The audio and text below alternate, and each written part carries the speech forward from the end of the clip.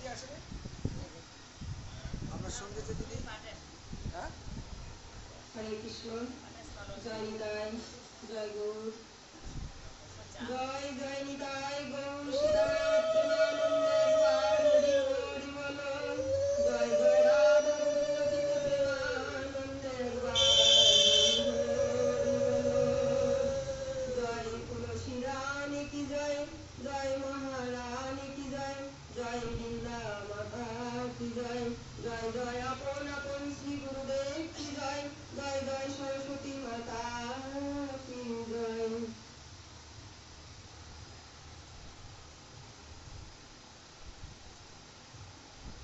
ওম অজ্ঞানতিমিরান্ধস্য জ্ঞানাঞ্জনশলাকয়া চক্ষুর্মিলিतं যেন তস্मै শ্রীগুরবে নমঃ বন্দেऽহং শ্রীগুরুশ্রীযুতপদকমलं শ্রীগুরুन् বৈষ্ণবাंश्च শ্রীरूपं साग्रजातं सौगणरघुनाथनित्यं तं सजीवं साद्वैतं सावधूतं सहितं श्रीराधाकृष्णपदान् सगणललिता श्रीविशाखान्वितांश्च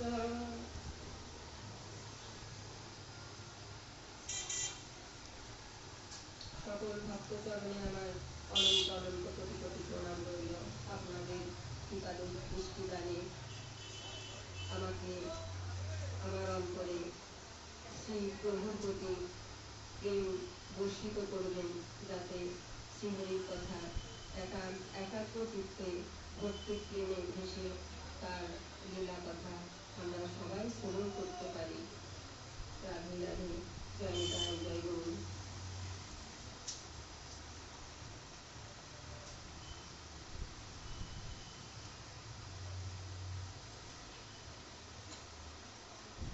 নিরাশার আধারে প্রভু তুমি আশার আলো, নিরাশার আধারে প্রভু তুমি আশার আলো, নিরাশার আধারে প্রভু তুমি আশার আলো। ওম শ্রী পরমাত্মনে নমঃ। এক ঈশ্বর কথা।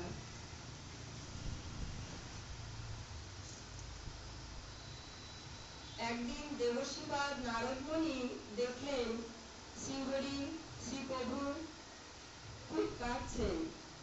একদিন দেবশ্রীপাদ নারদমুনি দেখলেন শ্রীহরি শ্রীপ্রভু খুব কাঁদছেন। তিনি বললেন, কি হয়েছে প্রভু তোমার, তুমি কাঁদছো কেন?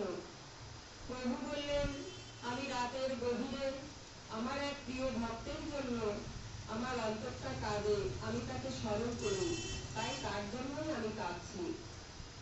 দেবশ্রীপাদ বললেন, কে তোমার এত বড় ভক্ত যার জন্য আমার প্রভুর নয়ন ঝরে? আমি তাকে দেখতে চাই, তুমি তার ঠিকানা বলো, আমি যাব সেখানে। আমি সারাদিন নারায়ণ নারায়ণ করি, তোমাকে স্মরণ করি, তোমাকে আমি কত ভালোবাসি, অথচ আমার থেকেও সে বড় ভক্ত হয়ে গেল তোমার কাছে। তো তুমি বলো সে কোথায় থাকে, আমি তাকে দেখবো একবার। শ্রীহরি বললেন, অমুক গ্রামে গুরুদাস নামক এক ভক্তকে আমি নিভৃতে নির্জনে স্মরণ করি, কেননা সেও আমায় স্মরণ করে। যে যথা মাং প্রপদ্যন্তে তামস্তথৈব ভজাম্যহম মম বর্তমানুবর্তন্তে মনুষ্য পার্থ সর্বস্ব। হে দেবশ্রীপাদ, যে ভক্ত আমায় যেভাবে ভজনা করেন, আমিও সেই ভক্তকে সেভাবেই ভজনা করে থাকি। তো দেবশ্রীপাদ গেলেন সেখানে, গিয়ে দেখলেন যে একজন ব্যবসায়ী লোক সারাদিন রাত প্রচন্ড কাজে ব্যস্ত থাকে। সংসার সামলানো, ব্যবসা বাণিজ্য, গরু বাছুরি লালন পালন, মা বাবাকে দেখাশোনা এবং স্ত্রী পুত্রদের দায় দায়িত্ব নিয়ে সে সারাদিন ব্যস্ত থাকে। রাত 10টার আগে কোনো সময় শ্রীহরির নাম গন্ধ পর্যন্ত করে না। তো দেবশ্রীপাদের একটু রাগ হলো। তিনি ওই দৃশ্য দেখে তিনি ফিরে এলেন প্রভুর কাছে, এসে বললেন, শ্রীহরি নারায়ণ, তুমি কি আমার সঙ্গে ঠাট্টা করছো? নারায়ণ বললেন, কেন দেবশ্রী? তুমি বললে তোমার এত বড় ভক্ত, যার স্মরণে তোমার চোখে জল আসে, আর সে কিনা সারাদিনের মধ্যে একবারও তোমার নাম নিল না। তো রাতে নাম নিলেই সে তোমার বড় ভক্ত হয়ে গেল?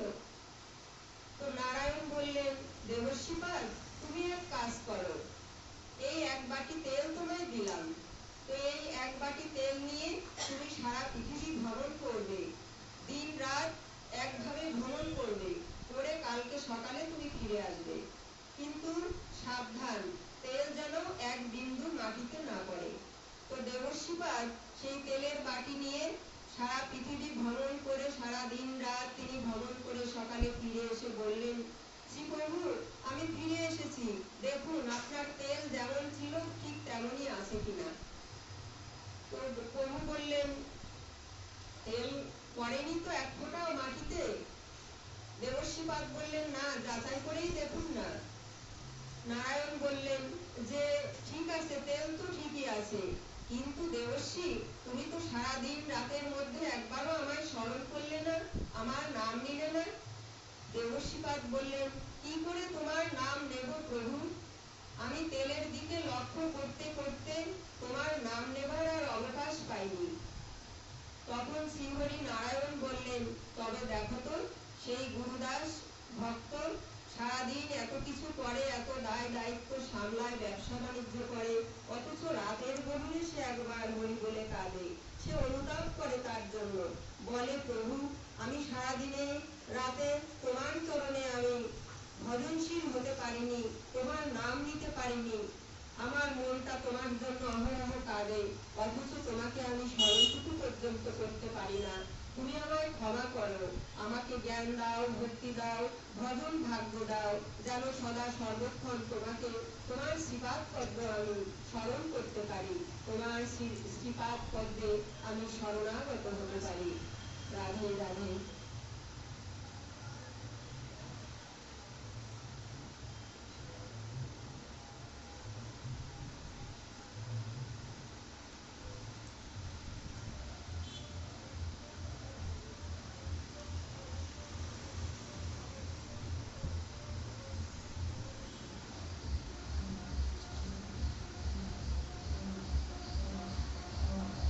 প্রভু বললেন, তেল তো ঠিকই আছে, কিন্তু তুমি তো একবারও আমার নাম নিলে না। দেবশ্রী বললেন, কখন তোমার নাম নেব প্রভু? আমি যে সর্ব মুহূর্তে তেলের দিকেই খেয়াল করেছি, তো জাহাজে তেল না পড়ে তাহলে হবে।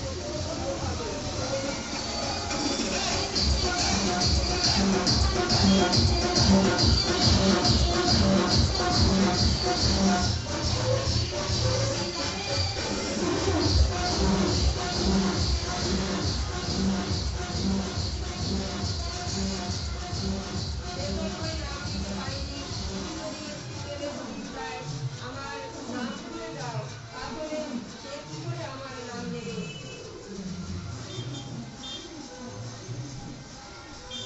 আমার প্রতি মনোযোগ দেবে কখন? তবু সে মনে মনে আফসোস করে, আমায় স্মরণ করে। যার অনুতাপ আছে তার জন্যই তো, তারই তো ভজন হয়। একবারও যদি কেউ ডাকার মতো করে ডাকে, তাতেই আমার মনটা কাঁদে। ভগবান আরো বললেন, একদিন এই কলিযুগে নীলাচলে আমারই চৈতন্য অবতার যিনি শ্রীমান মহাপ্রভুর কাছে দৈনতা জানিয়ে এক ভক্ত মুকুন্দ কবিরাজ প্রতিদিন বলেন, দয়া করো প্রভু, কৃপা করো প্রভু। তো একদিন প্রভুর খুব রাগ হলো।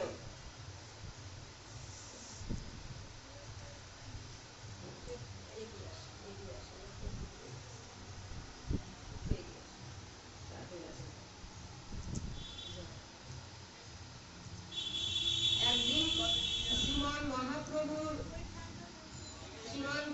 শ্রীমান মহাপ্রভু চৈতন্য প্রভুর কাছে, শ্রীহরি চৈতন্য অবতার যিনি শ্রীমান মহাপ্রভুর কাছে মুকুন্দ কবিরাজ নামক এক ভক্ত প্রতিদিনই বলে, দয়া করো প্রভু, কৃপা করো প্রভু। তো মহাপ্রভুর একদিন রাগ হলো, তিনি বললেন, যা 100 বছর তোকে আমি কৃপা করবো না। তো সে কথা শুনে মুকুন্দ কবিরাজ তিনি আনন্দে হাসতে লাগলেন এবং নৃত্য করতে লাগলেন। তো তার সহপাঠী যারা ছিল তারা বলছে, এ কি মুকুন্দ, তুমি পাগল হয়ে গেলে নাকি? প্রভু বললেন 100 বছর তোমায় কৃপা করবেন না, আর তুমি সে কথা শুনে হাসছো? তোমার কি মাথা খারাপ হয়ে গেল? প্রভু বললেন, আমি হাসছি কেন জানিস? আনন্দে রে আনন্দে। প্রভু বললেন 100 বছর আমায় কৃপা করবেন না, কিন্তু 100 বছর পরে তো আমায় কৃপা করবেন। আমি সে কথা শুনেই আনন্দে নৃত্য করছি।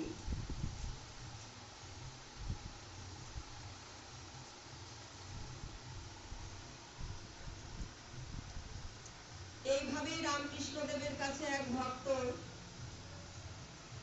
দৈনতা জানিয়ে বললেন, আমার তো কিছু ভজন নেই, সাধন নেই, কি করে সে পথে যাব? বলে দাও ঠাকুর, কি করে আমার জ্ঞান ভক্তি লাভ হবে? আমার তো কোনো ভজন নেই, সাধন নেই, কি করে এই পথে যাব? কি করে আমার জ্ঞান ভক্তি লাভ হবে? তুমি বলে দাও ঠাকুর। ঠাকুর বললেন, কেন? প্রতিদিন ভোরবেলা উঠে খুব সকাল সকাল মরণের চিন্তা করবি, তাহলেই তোর জ্ঞান ভক্তি লাভ হবে। তখন ভক্তটি বললেন, ঠাকুর, এত কিছু রেখে আমি সকাল সকাল মরণের চিন্তা করব? কেন? তাতে কি হবে? তিনি বললেন, কেন? তাতে তোর চৈতন্য চেতনা ফিরে আসবে। মরণের চিন্তা করবি, তাতে সেই আত্মজিজ্ঞাসা আসবে, কেননা চেতনা পাবি। কি বলছো ঠাকুর? এত কিছু রেখে মরণের চিন্তা করব? হ্যাঁ, এতে তোর মন পরিষ্কার হবে, ক্ষণিক জীবনের চাপ আর দূরে যাবে। গোবিন্দ বললেন, গোবিন্দ চরণে একাগ্রতা আসবে।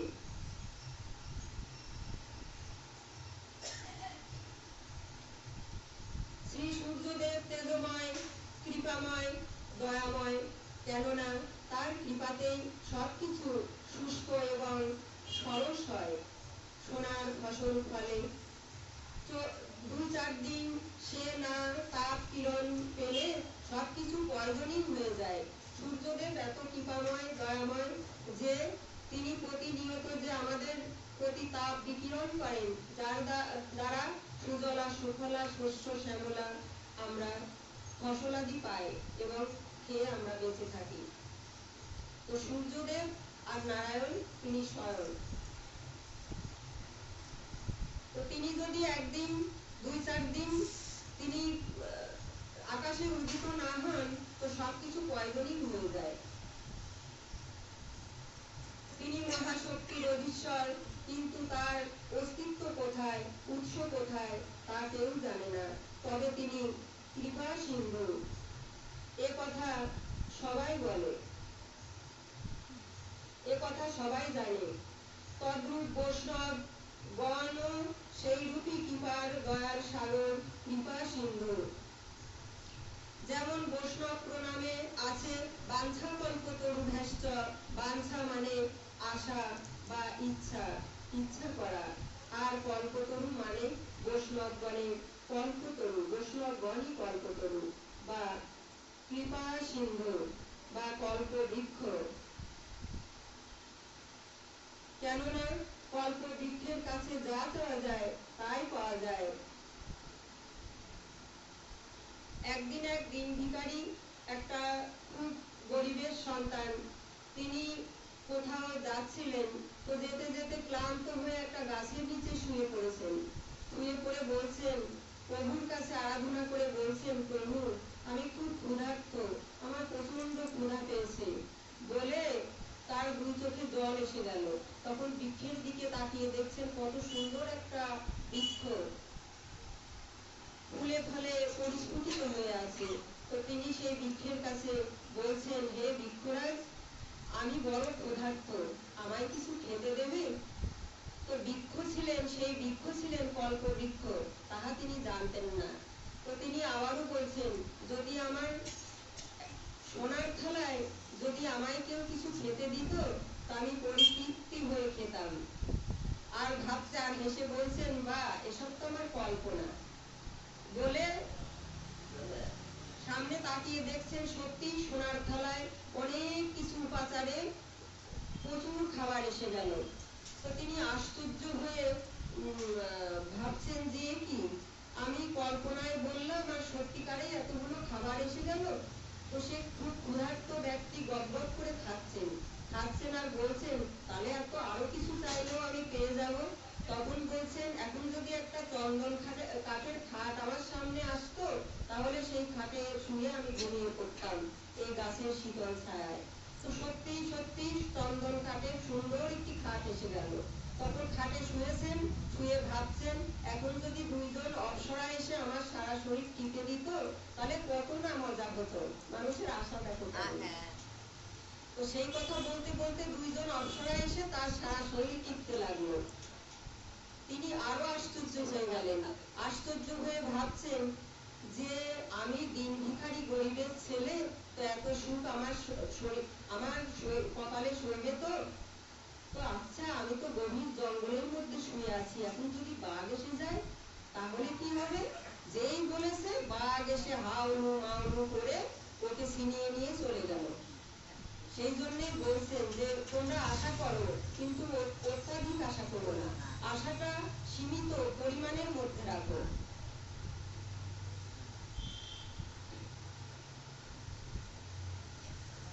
সব শেষ, অতএব চা পান করো কিন্তু গন্ডি ডিঙিয়ে নয়, বেশি ছোট না, লাগাম ছেড়ো না।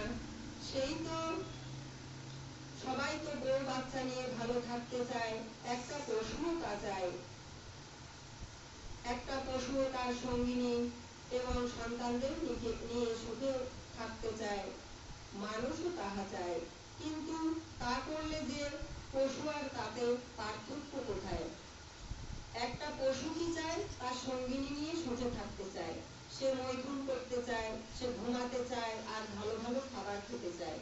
আবার মানুষও যদি সেই চারটি আশা নিয়েই থাকে তো ভাগবত মা বললেন কি যে সেই পশুতে আর মানুষের কোনো পার্থক্য হবে না, কোনো পার্থক্য থাকবে না।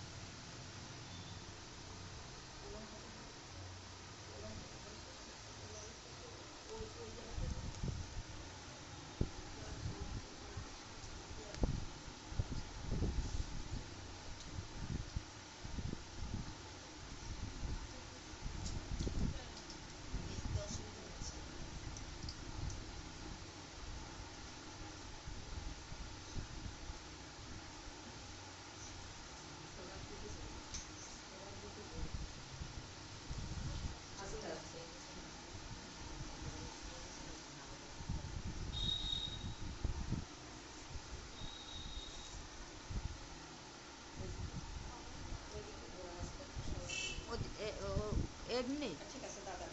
ও আমি বুঝি না।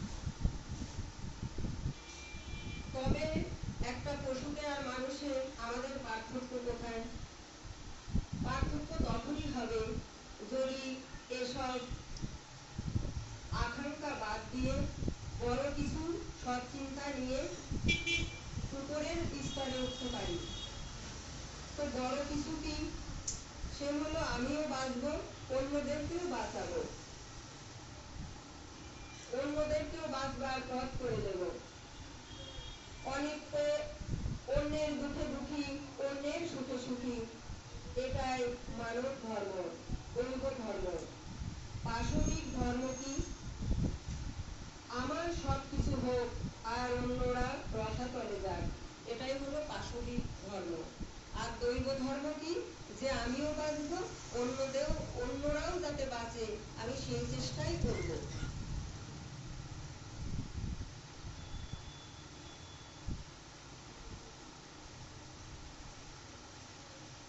এটা হলো প্রসুপ্ত বুদ্ধি, পাশবিক আচরণ। মানবিক কথা আর দৈবিকতার মধ্যে থাকো, মানবিকতা এবং দৈবিকতার মধ্যে থাকো।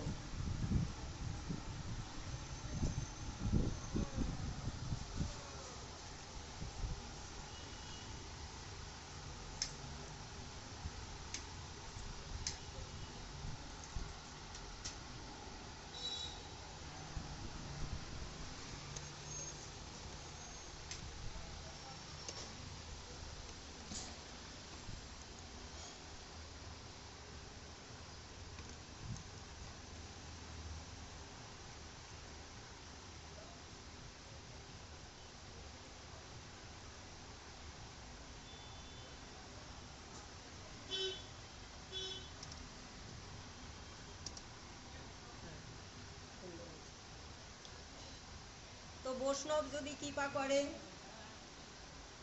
অমানুষও মানুষ হয়, তাদের মুখ নিঃসৃত মহামহা ভক্তি কথার প্রসাদে অপবিত্রও একসময় পবিত্র হয়ে যায়। কৃপা সিন্ধু যারা, তারা কৃপার সাগর। পতিত জন পবিত্র মন মানসিকতা ফিরে পায়।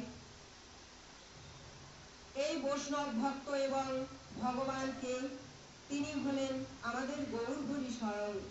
তাই তো গৌর সুন্দর একদিন পর চাইছেন, বলছেন দেহ দান, দেহ দান।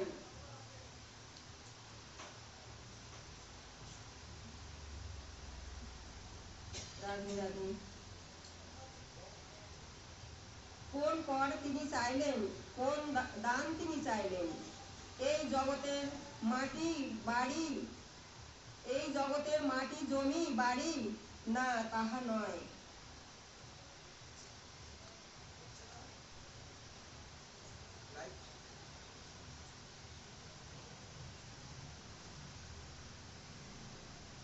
সময় থাকলে একটু বলবো।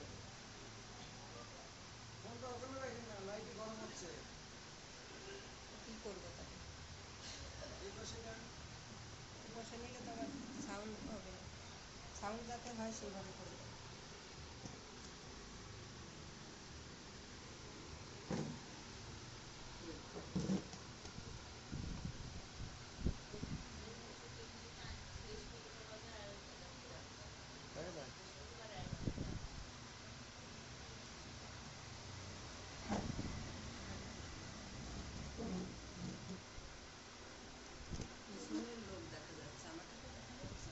তাহলে পিছনে দিছেন ক্যামেরা, ক্যামেরার সামনে দেন। ও ধরলি পরে ঠিক আছে।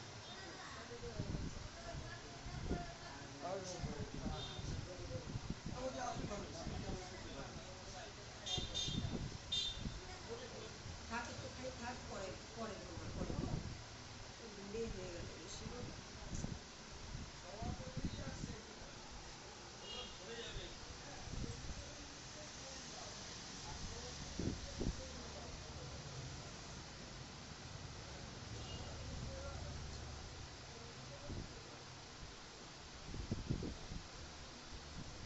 তিনি সমস্ত মানুষ জাতির চেতনা দেবার জন্য বললেন, হে পৃথিবীর শ্রেষ্ঠ মনুষ্যগণ, তোমরা শোনো।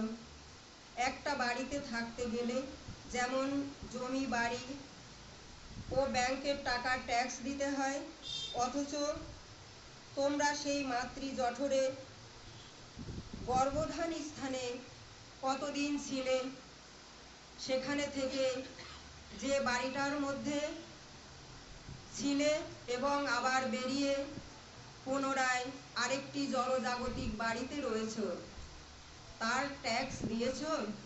বিধাতা কারিগর ব্রহ্মা কত কারুকার্যতা করে তোমার কত না দামি দ্রব্য দ্বারা তোমার দেহ খাঁচার বাড়িখানি গড়েছেন এবং 8 কুঠুরি 8 তালা 9 দরজা দিয়েছেন।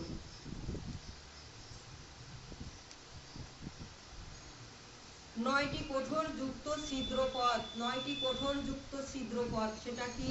2টি চোখ, 2টি কান, 2টি নাক, মুখ, পাত, পায়ু, এগুলো হলো 9টি কোঠর যুক্ত ছিদ্রপথ। আর অষ্টধামান প্রকৃতি। নবদ্বার 9 দরজা কি? 2টি চোখ, কত দামি 2টি চোখ, দান করলে 10 লাখ পাবে। 2টি নাক, ছিদ্রপথ, যার দ্বারা অক্সিজেন গ্রহণ করি কার্বন ডাই অক্সাইড বাহির করে বেঁচে থাকি। 24 ঘন্টায় 21,600 বার এই শ্বাস আসা যাওয়া করে। 24 ঘন্টায় 21,600 বার এই শ্বাস আসা যাওয়া করে। রাধাকৃষ্ণ বলে একটি মুখ গহ্বর, যার দ্বারায় খাবার গ্রহণ ও কথা বলি। 2টি কান, যার দ্বারায় শব্দ শুনি বা সে আওয়াজ দ্বারা সবকিছু উপলব্ধি করতে পারি। এবং পাত, পায়ু, গুহ্যদ্বার, উপরস্থ হলো লিঙ্গদ্বার। এই হলো 9 দরজা। আবার হার্ট, কিডনি আরো অনেক দামি, দুটোতে 20 40 লাখ আরো পেয়ে যাবে। কত কি দামি জিনিস দিয়ে তৈরি করেছেন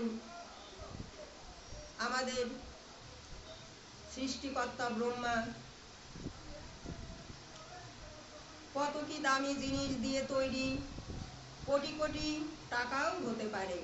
কেননা এই দেহ মধ্যে আবার পরিদর্শন করবার জন্য একজন দর্শকও রয়েছেন। তিনি কে? তিনি হলেন পরমাত্মা বা পরিচালক বা চালক রয়েছেন। এই 8 তলা বাড়ি অথবা গাড়ি আবার নড়াচড়াও করে। কোন গাড়ি নড়াচড়া করছে? আমাদের এই পরমাত্মা রয়েছেন, চালক রয়েছেন, তাই আমাদের দেহ গাড়ি, সমস্ত পশু পাখির দেহ গাড়ি নড়াচড়া করছে। ড্রাইভার আছেন বলে তাই। তো সেটা কার কৃপায় ছুটে বেড়ায়? কার জন্য? যাকে ট্যাক্স দেবে তার জন্য। মহাপ্রভু বললেন না যে ট্যাক্স দাও, দান দাও, দেহ দান। তো যাকে ট্যাক্স দেবে তার জন্য এই দেহ গাড়িটা নড়াচড়া করে। 8 কুঠুরি 9 দরজার এই 9 তলা 8 তলা বাড়ি নড়াচড়া করে। 8 কুঠুরি 9 দরজাটা, তার মধ্যে সদর কোঠা আছে আয়না মহল। তাই খাঁচার ভিতর অচিন পাখি কেমনে আসে যায়? অচেনা পাখি আত্মা তাহা কেমনে আসে যায়? তাহা লাল নীল কালো না হলুদ, কেউ দেখেছে তাকে? মন তুই রইলি খাঁচার আসে, খাঁচা যে তোর কাঁচা বাসে। 2 দিন কোন দিন খাঁচা পড়বে খসে, কোন দিন খাঁচা পড়বে খসে। ফকির লালন ভেবে কয়, খাঁচার ভেতর অচিন পাখি কেমনে আসে যায়?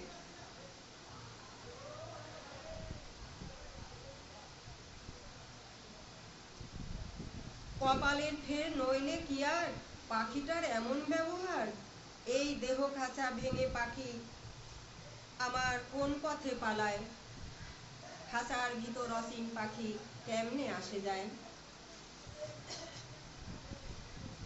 মহাপ্রভু বললেন, সুতরাং হরিনামের কর দাও, নয়তো রোগ শোক দিয়ে আদায় করে নেব।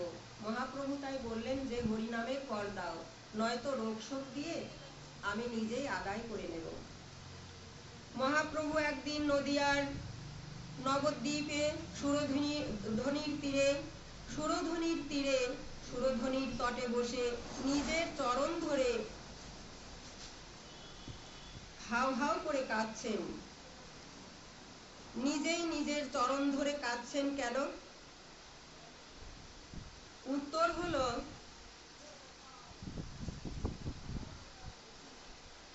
দাপর লীলায় গোবিন্দ যে কত বড় অত্যাশ্চর্যময়, কত অনন্ত তার সৃষ্টি, কি অপরূপ তার সমস্ত শোভা, তিনি কত ক্ষমতার অধিকারী।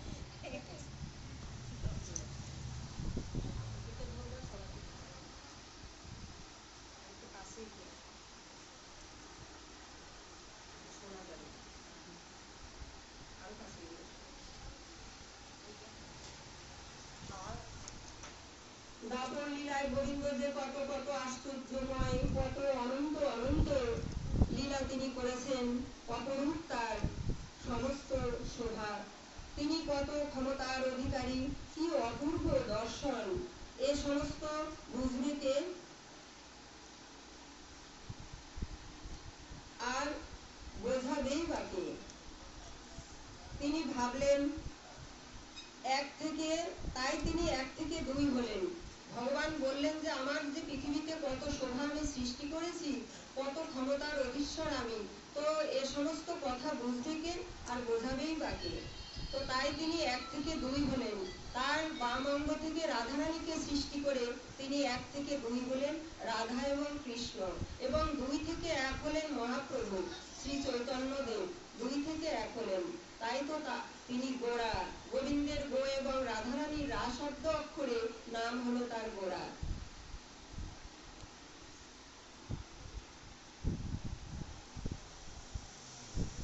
কি অপূর্ব দর্শন! এ সমস্ত বুঝবে কে আর বোঝাবেই বাকে? তিনি ভগবানের এক, তিনি 1 থেকে 2 হলেন রাধা কৃষ্ণ। তৎক্ষণাৎ কল্প বৃক্ষের মতোই এক অপূর্ব সুন্দরী মহারূপা ভক্তিদাত্রী রাধা সৃষ্টি হলেন। সেই রাধা কিরূপ বা কেমন?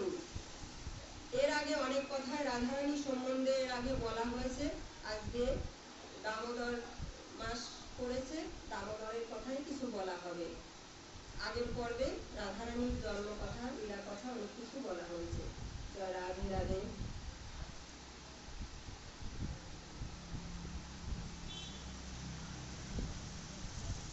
শ্রীকৃষ্ণ শ্রীবাণে সুন্দর, ভগবানের সুন্দরত্ব যাহা তাহাই হলেন রাধা। ভগবানের উপলব্ধিটাই হলেন রাধা, রাধা সত্তা। তাছাড়া আস্তে আস্তে বলবো, বেশি তাড়াতাড়ি করবো না, অনেক কাঁপবে। তাছাড়া যেমন দুধ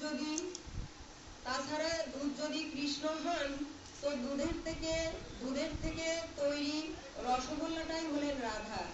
আর সেই রসগোল্লাটা যখন ছোট করে ক্ষীরের মধ্যে দেয়া হয়, সেটা কি হয়ে যায়? রসমালাই। সে রসমালাই হলেন মহাপ্রভু। তো রসমালাই হলেন মহাপ্রভু। আর ভগবান যদি দুধ হন, দুধের তৈরি রসগোল্লা হলেন রাধারানী। আর রাধারানীকে ওই রসগোল্লাকে ছোট আকারে যখন ক্ষীরের মধ্যে ফেলা হয়, সেটা হয়ে যায় রসমালাই। আর সে রসমালাই হলেন আমাদের শ্রীমান মহাপ্রভু শ্রী চৈতন্যদেব।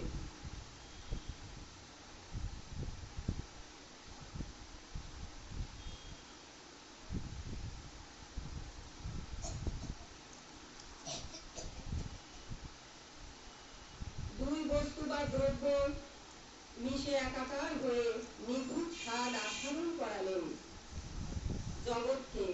রাস রজনীতে বৃন্দাবনে যখন গোবিন্দ সখাদের কাছ থেকে অন্তর্ধান হয়ে গেলেন, যখন গোবিন্দ রাসলীলা বিলাসে সখীদের কাছ থেকে অন্তর্ধান হয়ে গেলেন, তখন অষ্ট সখীদের সে কি আর্তনাদ, হৃদয় বিদারণ করা আকুতি বা প্রজা, সে দৃশ্য মন কেড়েছিল শ্রীকৃষ্ণের। তাই তো তিনি নিজেকে ঋণী ভাবলেন, গোপীদের প্রেমের কাছে নিজেকে তিনি ঋণী ভাবলেন, যার জন্য সমস্ত সখীবৃন্দের কাছে কথা দিলেন, কলিযুগে আমি যাব নদিয়ায়, এমন করে প্রেম বিলাবো, ধুলায় লুটাবো, আর রাধা রাধা বলে কাঁদবো। রাধারানী বললেন, না গো না, না গো প্রিয় না, তোমাকে আমি একাকী ছাড়বো না। দুটি দেহ এক হব, আমি থাকবো বাহিরে, তুমি থাকবে হৃদয়ে। আমি থাকবো বাহিরে, তুমি থাকবে হৃদয়ে, অন্তরে। গোবিন্দ বললেন, ঠিক আছে, তুমি যদি বাহিরে থাকো, তো অন্তরে কৃষ্ণ হয়ে জগৎকে নামে প্রেমে অশ্রু জলে ভাসিয়ে দেব। রাধারানী তাই ভগবান বললেন, নামে প্রেমে অশ্রু জলে ভাসিয়ে দেব। রাধারানী বললেন, তাই হবে। তুমি যখন কৃষ্ণ এবং রাধা বলে কাঁদবে, ধুলায় ধূসর অঙ্গ গদ গদ ভাস, রাধা মোহন অঙ্গ করত রিয়াস। তুমি যখন ধুলায় লুটাবে, গদ গদ কণ্ঠে কাঁদবে, তখন তোমার শরীরে কত ব্যথা লাগবে, কত ইট পাথরে ধাক্কা খাবে, ব্যথা পাবে তুমি, তোমার কত কষ্ট হবে। সেজন্যই আমি বাহিরে থেকে সে জ্বালার ভাগ নেব, আমি তোমায় কষ্ট পেতে দেব না। সুতরাং সেজন্যই গৌর হরি পুরবের ভাব, সেজন্যই গৌরহরির পুরবের ভাব মনে করে তিনি তার চরণ ধরে কাঁদলেন, রাধা চরণ ধরে তাই তিনি কাঁদলেন। গৌরহরি নিজের চরণ ধরে একসময় কাঁদছিলেন। কেন কাঁদছিলেন সে কথাগুলো এখানে বলা হলো, যে তিনি কৃষ্ণ ভাব হয়ে রাধা চরণ ধরে তিনি কাঁদলেন। আবার কখনো রাধে রাধে বলে কাঁদছেন, আবার কখনো কৃষ্ণ কৃষ্ণ বলে কাঁদছেন, পুরবের ভাব মনে করে। পুরবের ভাব মনে পড়ায় সেই রাধা চরণ ধরে তিনি কাঁদছেন। শ্রী চৈতন্য চরিতামৃতে আছে 3 খণ্ড। 1 নাম্বার আদিলীলা, 2 মধ্যলীলা, 3 নাম্বার অন্তলীলা। আদিলীলাতে যখন তিনি শ্রীধাম বৃন্দাবনে ছিলেন, তখন তিনি একদিন সেখানকার ব্রাহ্মণ পণ্ডিতগণকে বললেন যে ভক্তি অর্থাৎ দৈনতার আত্মসমর্পণের পূজা করতে হবে, তাছাড়া কোনো ভণ্ডামির পূজা এখানে চলবে না। তো তারা তখন বলল, তুই কি বলছিস? আমরা নবদ্বীপের মহামানী গুণী সম্মানী ব্যক্তি, আমাদের মুখের উপরে কথা, আমাদেরকে অপমান। আর এই কচিছোড়া ভক্তের পূজা কি, ভক্তির পূজা কি রে? তুই 20 বছরের ছেলে, জগন্নাথ কৃষ্ণের ছেলে বলে আর কেশব কাশ্মীরকে হারিয়েছিস বলে আমাদের যা বলবি তাই শুনবো, সেটা হবে না। ভক্তি করলে কি হয়? প্রভু বললেন, মহাপ্রভু বললেন, এই ভাগবত উপনিষদ করে, পণ্ডিতি করে, এই ভাগবত উপনিষদ, এত ভাগবত উপনিষদ করো, পণ্ডিতি করো, আর ভক্তি কি তাহা জানো না? তখনকার দিনে উত্তর বাংলা, পশ্চিম বাংলার বহু মানুষ আসতো সেখানে নবদ্বীপে পড়াশোনা করতে। তখন সেই পণ্ডিত নামী গণ বলছেন, বেদ ছেড়ে দেব, উপনিষদ ছেড়ে দেব।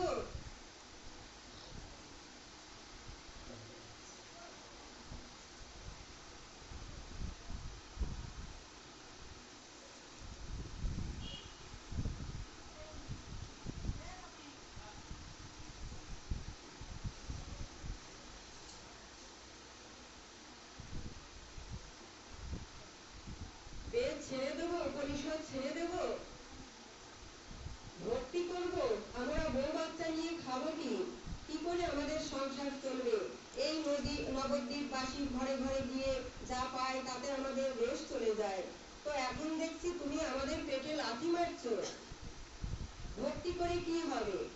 নিমাই বললেন, ভাগবত করে তোদের এই শিক্ষা, চলে যা এখান থেকে।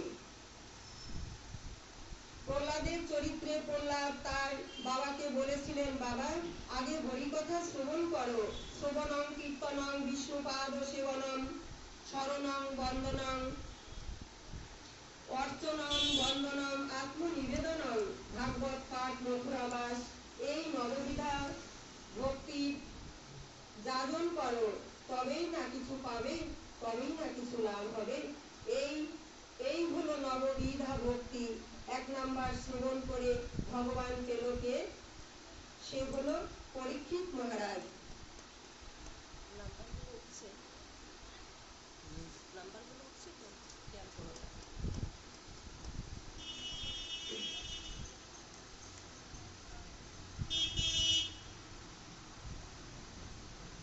এই হলো নববিধা ভক্তি। 1 নাম্বার শ্রবণ করে ভগবান পেল কে? 1 নাম্বারে শ্রবণ করে ভগবান পেল কে? তিনি হলেন পরীক্ষিত মহারাজ। 2 নাম্বারে পাঠ কীর্তনে সুখদেব গোস্বামী, 3 আত্মনিবেদনে বলি মহারাজ, 4 স্মরণে প্রহ্লাদ, 5 নাম্বার চরণ সেবায় মাতা লক্ষ্মী ঠাকুরানী, 5 নাম্বার অর্চনে পৃথু মহারাজ, 7 বন্দনম অক্রুর মহারাজ, 8 নাম্বার স্বপ্নতায় অর্জুন এবং সুবল সখা, 9 নাম্বার দাস্য প্রেমে হনুমানজি। শুদ্ধ ভক্তি গোবর্ধন পূজা করো জগজন, এই বিধি মিলাও সবার মাঝে, এই বিধি বিলাও সবার মাঝে। 2 রকমের কৃপাময় সিংহ কি? 2 রকমের কৃপা জগতে রয়েছে। তো সিংহ কি? জয় জয় শ্রী গুরু প্রেম কল্প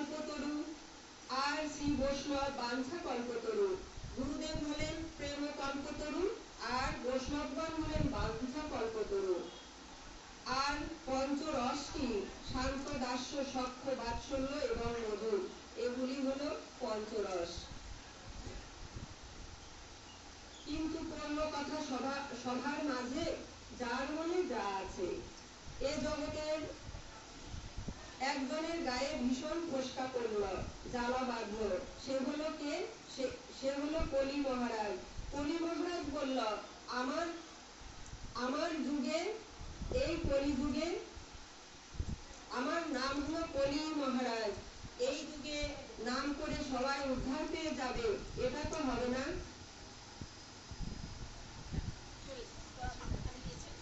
আমি স্বয়ং কলিযুগ।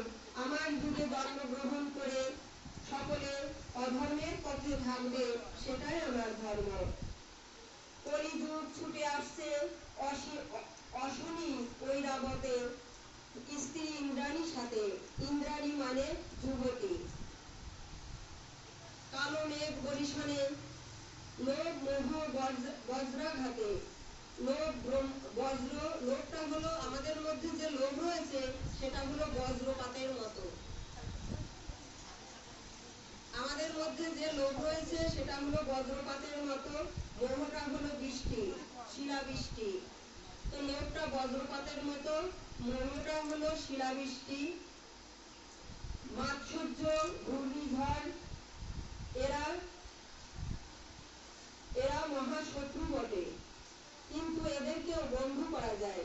কেমন করে? এদেরকেও বন্ধু করা যায় কেমন করে সেটা ভক্ত নরোত্তম ঠাকুর তাই বললেন। সেটা হলো কাম দাও কৃষ্ণ সেবা অর্পণে, ক্রোধ দাও ভক্ত বেশি জানে, লোভ দাও সাধু সঙ্গে, মোহ দাও ইষ্ট লাভে, আর মত দাও কৃষ্ণ গুণগানে। তো সেই শত্রুদেরকেও বন্ধু করা যায়। কাম, ক্রোধ, লোভ, মদ, মাৎসর্য, এরা আমাদের ভিতরের 6 রিপু, 6 শত্রু। এদেরকেও বন্ধু করা যায়। তাই নরোত্তম ঠাকুর কি বললেন? যে কাম দাও কৃষ্ণ সেবা অর্পণে, ক্রোধ দাও ভক্ত দেশি জনে, লোভ দাও সাধু সঙ্গে, মোহ দাও ইষ্ট লাভে, আর মদ দাও কৃষ্ণ গুণগানে। এইগুলো কলির থেকে সরিয়ে এনে সাধনায় যোগ করে দাও। এখানে যোগ সাধনা বা অমৃত তত্ত্ব সত্তা, এখানে যোগ সাধনা বা অমৃত তত্ত্ব সত্তা, শুদ্ধ সত্তা মহাপ্রভুর সাথে লড়াই বা দ্বন্দ্ব হচ্ছে। এই শুদ্ধ সত্তাগণের সঙ্গে যারা কুরুচির মানুষ রয়েছে, তারা মহাপ্রভুর সঙ্গে দ্বন্দ্ব করছেন, লড়াই করছেন। মহাপ্রভুর সঙ্গে দ্বন্দ্ব লড়াই হচ্ছে। ঘোর কলি হিংসা, অজ্ঞান অন্ধকারের সাথে লড়াই করছে মহাপ্রভু আমার। কলি মহারাজ বলছেন, আমি কলি মহারাজ আমার যুগে আবির্ভূত হয়ে আমার প্রিয় অধার্মিককে ধার্মিক করা, এটা আমি কখনোই সহ্য করব না। তা তো আমি হতে দেব না। আমার বুকে ভক্তের কোনো আশ্রয় নেই। আছে অনাচার, টুম্পাসোনা গান, 100% লাভ ও পূর্ণিমা, এই থাকবে বিকৃত, এইগুলি গান থাকবে আমার যুগে। আর থাকবে বিকৃত পোশাক, বিকৃত কথাবার্তা। কলি মহারাজ বলছেন যে অপূর্ণিমা, 100% লাভ আর বিকৃত পোশাক আশাক পরা, বাজে বাজে কথা বলা, বিকৃত আচরণ করা, এইগুলি আমার যুগে থাকবে। কিন্তু মহাপ্রভু সত্তাটি বলছেন, মাতা লক্ষ্মী যখন সমুদ্রে প্রবেশ করলেন, তখন নারায়ণ কচ্ছপ রূপ ধারণ করে দেবতা ও অসুরদের সমুদ্র বন্ধন করতে সাহায্য করলেন। সেই কচ্ছপের পিঠের উপর মন্দার পর্বতকে বাসুকিনাগ তার সমস্ত দেহের শক্তি দ্বারা পেঁচিয়ে রাখলেন। সেখানে দেবতা ও অসুররা টানতে লাগলেন। অসুরদেরকে ছলনা করে লোভ দেখালেন, তোমরা সাপের মুখ ধরো, আমরা লেজ ধরব, অমৃত উঠলে তোমাদেরকে আগে দেয়া হবে, তোমরা অমরত্ব প্রাপ্ত হবে। সেই লোভে সাপের মুখ ধরেছিল অসুররা। বিষ উদ্গার হতে লাগলো, বিষের জ্বালায় ছটফট করছে, তবুও আশা এক সময় অমৃত নিশ্চয় পাবো। এই মন্থনে উচ্চস্তবা হাতি উঠল, শ্বেত অশ্বযুক্ত ঘোড়া, অমৃত ভাণ্ড উঠল, মাতা লক্ষ্মী ঠাকুরানী উঠলেন হাতে মালা নিয়ে, কত অপ্সরাগণ উঠলেন, হীরা মুক্তা মণি মাণিক্য কত কিছু উঠেছিল। তো অসুররা তো লোভী বেশি, সেজন্য সে সমস্ত রমণীদের রূপে মুগ্ধ হয়ে আর অমৃতের কথা তাদের আর অমৃতের কথা মনে রইল না। সেই সুযোগে মহাদেব সেই সব এবং সমস্ত দেবতারা অমৃত পান করে নিয়েছিলেন বলে মহাদেব সেই যে কালকুট বীজ ভক্ষণ করেও তার মৃত্যু হলো না, তিনি মরলেন না। সেই থেকেই তার নাম হলো নীলকণ্ঠ। তিনি নীলকণ্ঠ হলেন। অসুরদের মধ্যে রাহু কেতু সেই অমৃত একটু চুরি করে খেয়েছিল বলে চন্দ্রদেব দেখে ফেলেছিল।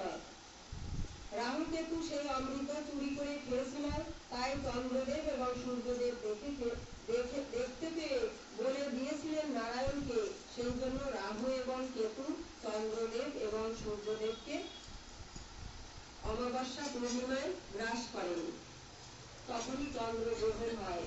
অতএব বাসুকি নাগ যতই বিষ উদ্গার করুক না কেন, এগুলো হলো সব বুঝবার কথা যে অমৃত কি আর বিষ কি এই জগতে। তো চন্দ্র সূর্য গ্রহণ হয় তখনই। অতএব বাসুকি নাগ যতই বিষ উদ্গার করুক না কেন, তাহা অমৃতের কাছে ম্লান হয়ে গেল। সুতরাং হরি নামের অমৃত কানে গেলেও বিষয়ের বিষ কেটে যায়। অতএব এই হরি নামের অমৃত কানে গেলেও বিষয়ের বিষ কেটে যায়। কাম ক্রোধ লোভ মোহ মদ মাৎসর্য তাকে গ্রাস করতে পারে না। সেজন্য যারাই এই হরিনাম শুনছে তারাই বিষ মুক্ত হয়ে অনন্ত কোটি মানুষ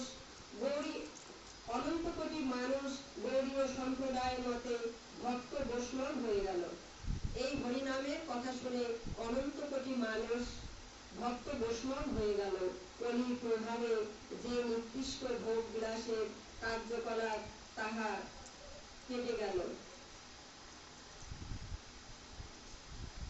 এই মহাকলির প্রভাবে যে ঘোর কলির কার্যকলাপ চলছিল তাহা কেটে গেল, তাহাই কালকুট বিষ।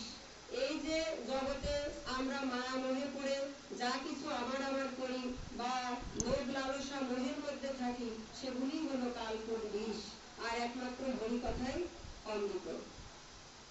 সেজন্য দেবতারাও এক সময় গেলেন সুখদেব গোস্বামী প্রভুপাদের কাছে অমৃতের কলস নিয়ে, যে মহারাজ পরীক্ষিতকে যে অভিশাপ প্রাপ্ত হয়েছেন যে 7 দিনের মধ্যে তার মৃত্যু হবে, তো এই অমৃত খাইয়ে দিন, তো সে বেঁচে যাবে, তার বিনিময়ে আমাদেরকে ভাগবত কথা শোনান। তাই সুখদেব গোস্বামী প্রভুপাদ বললেন যে এই ভাগবত কথা কোনো বিনিময়ের দ্বারাই হয় না, তোমাদের অমৃতের ভাণ্ড তোমরা তোমাদের লোকেই নিয়ে যাও। এখানে ভাগবত কথা শুনতে গেলে অহংকার এবং হিংসাদেশ আমার আমিত্ব মুক্ত হয়ে পাঠের আসরে বসতে হবে।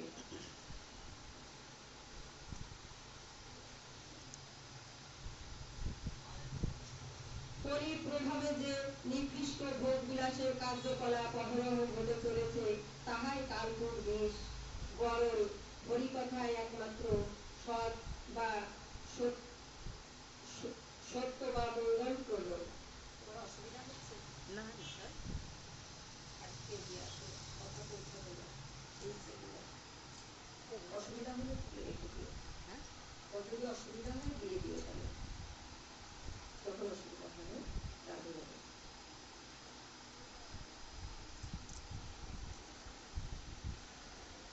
কলির প্রভাবে যে নিকৃষ্ট ভোগ বিলাসের কার্যকলাপ অহরহ ঘটে চলেছে তাহাই হলো কালকুট বিষ। বরং হরি কথায় একমাত্র সৎ বা সত্যি মঙ্গল পদ। হরি স্মরণে কালকুট বিষ অমৃত প্রাপ্ত হয়, মনের পরও বিষাক্ত গুণ হয়ে যায়। প্রশ্ন, দেহতত্ত্ব সম্বন্ধে জানতে চাই। কেউ একজন ভক্ত প্রশ্ন করলেন যে দেহতত্ত্বটা কি, দেহতত্ত্ব সম্বন্ধে জানতে চাই। উত্তরে ভক্ত বললেন, এই দেহ হচ্ছে কতগুলি হাড়ের স্তম্ভে বিস্তৃত বা বিকৃত বা বিধৃত। জড়জাগতিক সুখ দুঃখ অনুভবের উদ্দেশ্যে স্নায়ুরূপ দড়ি দিয়ে বাঁধা। এই দেহটা কি? এই দেহ হচ্ছে কতগুলি হাড়ের স্তম্ভ বিস্তৃত বা বিধৃত, কতগুলি হাড়ের স্তম্ভে বিস্তৃত এবং বিধৃত। জড় জাগতিক সুখ দুঃখ অনুভবের উদ্দেশ্যে স্নায়ুরূপ দড়ি দিয়ে বাঁধা, মাংস রক্ত দিয়ে পেলট দেয়া, চামড়া দিয়ে ঢাকা, মলমূত্র কফ ইত্যাদি বিষ্ঠা দ্বারা দুর্গন্ধময় এই দেহ। আমাদের দুটি চোখে কি রয়েছে? দুর্গন্ধ। এত সুন্দর দুটি চোখ, তার মধ্যেও রয়েছে দুর্গন্ধ। দুটি কানের মধ্যে রয়েছে দুর্গন্ধ, দুটি নাকের মধ্যে রয়েছে দুর্গন্ধ, মুখের মধ্যেও রয়েছে দুর্গন্ধ, এবং পায়ু এবং উপরস্থ লিঙ্গদ্বার এবং গুহ্যদ্বার সব দ্বারেই রয়েছে দুর্গন্ধ। সেজন্য বললেন যে স্নায়ুরূপ দড়ি দিয়ে বাঁধা কতকগুলি হাড়ের স্তম্ভে গঠিত এই দেহ, স্নায়ুরূপ দড়ি দিয়ে বাঁধা এবং রক্ত মাংস দিয়ে পেলট দেয়া, চামড়া দিয়ে ঢাকা।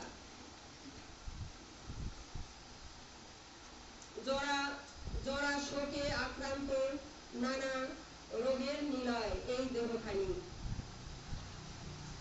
জরা শোকে আক্রান্ত ও নানা রোগের নিলয়, বাসস্থান, ক্ষুধা পিপাসায় কাতরতা বিশিষ্ট, কাম ক্রোধ আদি রজগুণ যুক্ত।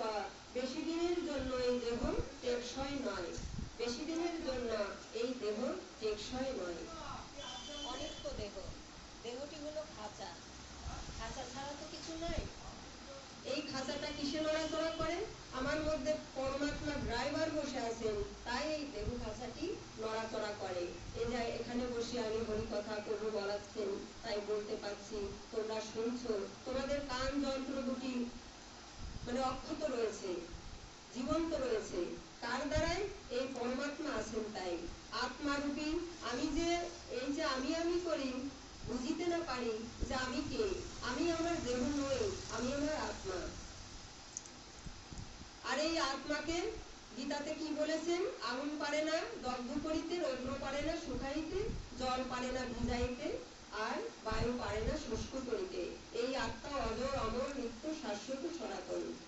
এই আত্মা যে রূপ এখন আছে সেই রূপই থাকে, এই আত্মার কোনো পরিবর্তন হয় না, কিন্তু এক বিন্দু বিন্দু করে দেহের পরিবর্তন হয়ে যাচ্ছে।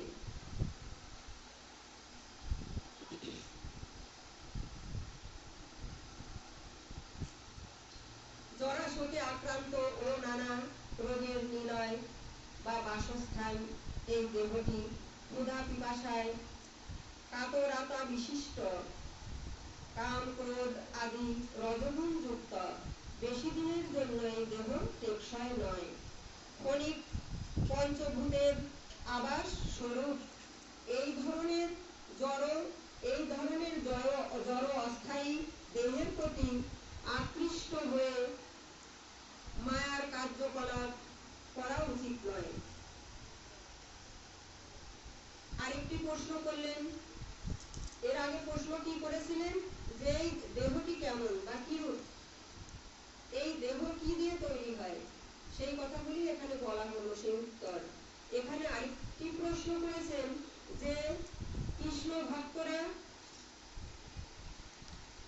যমরাজের অধীন না, এই যে কৃষ্ণ ভক্তরা যমরাজের অধীন নন, এ কথাটাই তাৎপর্য কি? কৃষ্ণ ভক্তরা, অনেকে বলেন না যে যারা কৃষ্ণ ভক্ত তারা যমরাজের অধীন নন, তো এই কথাটির মানে কি, তাৎপর্য কি?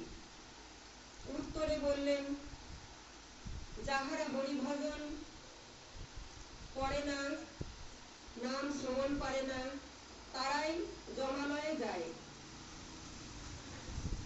শাস্তি পায়, আর স্মরণ আরাধনা করলে বৈকুণ্ঠে বাস হয়, তারাই বৈকুণ্ঠ যায়।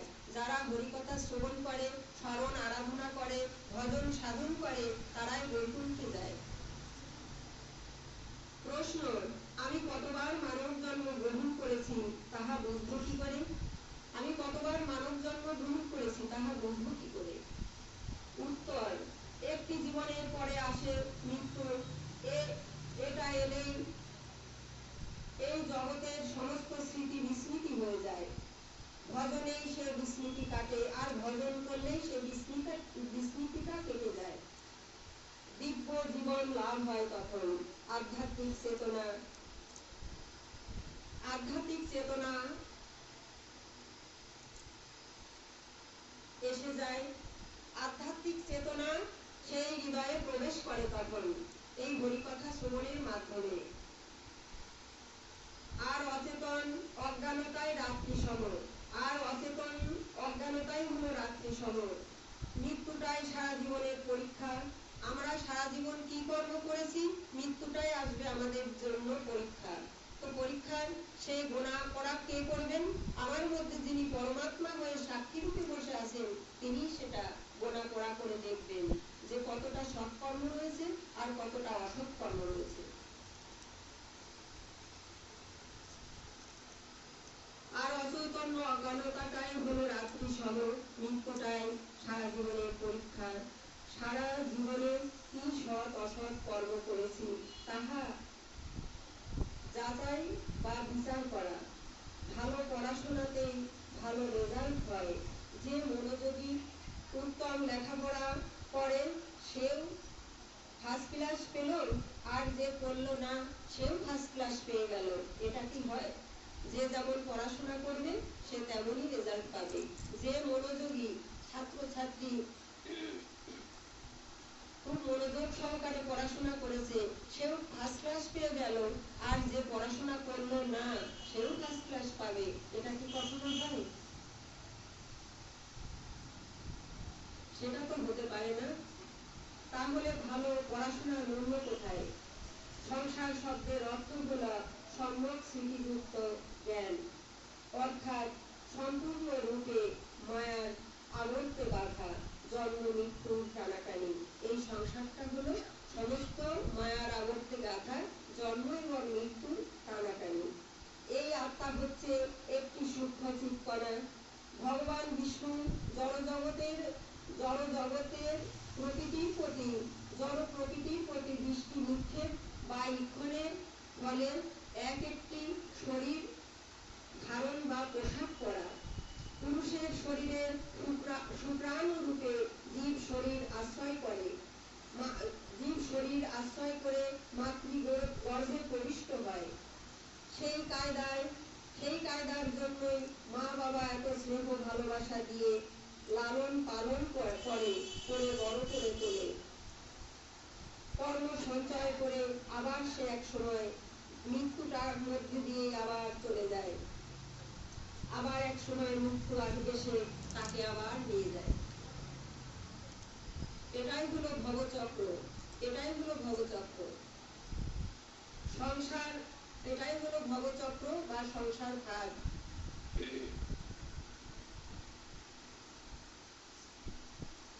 তো মৃত্যুটা তো অবশ্যই হইবে যাহা। এই কর্ম অখণ্ডনীয়, ভোগ ছাড়া ইহার ক্ষয় নেই। তেমনি মৃত্যুটা অবশ্যম্ভাবী, জন্মিলেই আবার মৃত্যু হবে।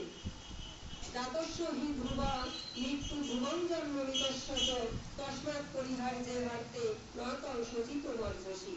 জন্মালেই মৃত্যু অবশ্যম্ভাবী, জীব জন্মালেই আবার মৃত্যু হবে। এটাই ভবচক্র বা সংসার ভাগ। আর এটাই কর্মক্ষেত্র। সাক্ষী বা দর্শক হলেন বাসনের স্বয়ং। তিনি মদন, আবার তিনি মোহন। সর্বস্থানে যোগমায়া এবং মহামায়ার খেলা বা কারিগরি। কৃষ্ণ বিস্মৃতি ঘটায়। কৃষ্ণ এই মহামায়া কি করে? কৃষ্ণ বিস্মৃতি ঘটিয়ে দেয়। আর যোগমায়া কি করে? ভগবানের চরণে আমাদের আত্মোপলব্ধি জাগায়। সমস্ত সর্বস্থানেই যোগমায়া এবং মহামায়ার কারিগরি। মহামায়া আমাদেরকে কৃষ্ণ ভুলিয়ে রাখে, আর যোগমায়া আমাদেরকে কৃষ্ণের প্রতি স্মৃতি জাগায়, আমাদের আত্মস্মৃতি জাগিয়ে তোলে। সর্বস্থানেই যোগমায়া এবং মহামায়ার খেলা। মহামায়া কৃষ্ণ বিস্মৃতি ঘটায়, আর যোগমায়া ভক্তি জ্ঞান দান করে আমাদেরকে জাগ্রত করে তোলে।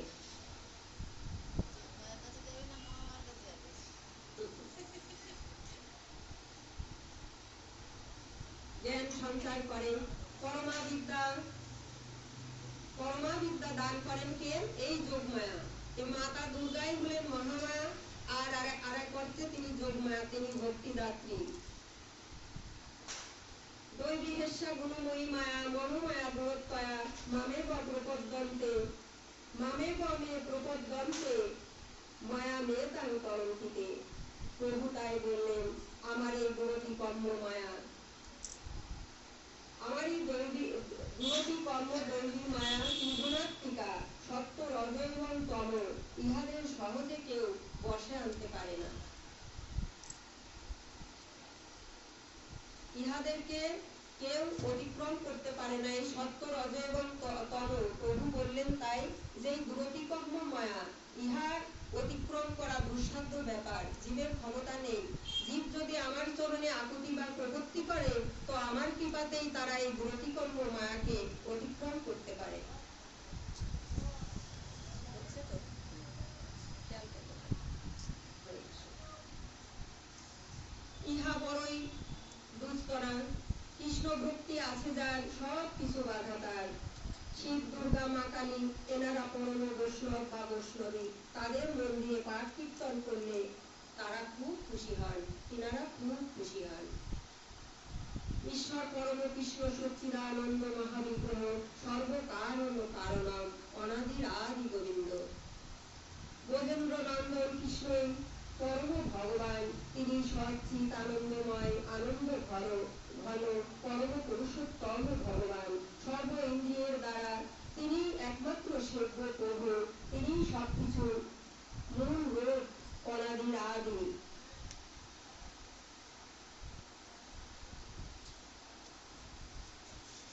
সর্বকারণের অপার কারণ, তিনি দেখতে খুব সুন্দর। তার দুটি নয়ন পদ্ম পরিফুটিত, পদ্ম পাপড়ির ন্যায় বিকশিত। তার দুটি নয়ন পদ্ম পাপড়ির ন্যায় বিকশিত, মস্তকে ময়ূর পুচ্ছ শোভিত, অঙ্গ কান্তি জল ভরা মেঘের মত। তিনি কোটি কোটি কন্দর্পের অত্যন্ত রমণীয় রূপ অপেক্ষা বিশেষ রূপে শোভাযুক্ত। তিনি বেণু বাদন করতে পারেন, তেলিকলায় তিনি সুনিপুণ। অত্যন্ত ললিত ত্রিভঙ্গ ভঙ্গিতে তিনি দণ্ডায়মান হন। তিনি মুরলীধর শ্যাম সুন্দর রূপে প্রকাশমান। তিনি থাকেন শ্রী গোলক বৃন্দাবনে, আবার সর্বব্যাপী তিনি থাকেন গোলক বৃন্দাবনে, আবার তিনি সর্বব্যাপী। 14 ভুবন বিশিষ্ট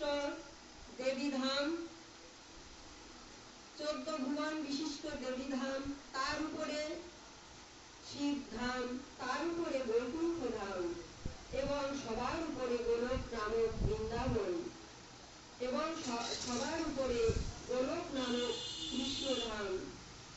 এই জড়জগতের ঊর্ধ্বে শিবধাম, সেই ধাম মহাকাল ধাম নামে একাংশে অন্ধকারময়, সেই অংশ ভেদ করে মহা আলোকময় সদাশিব লোক।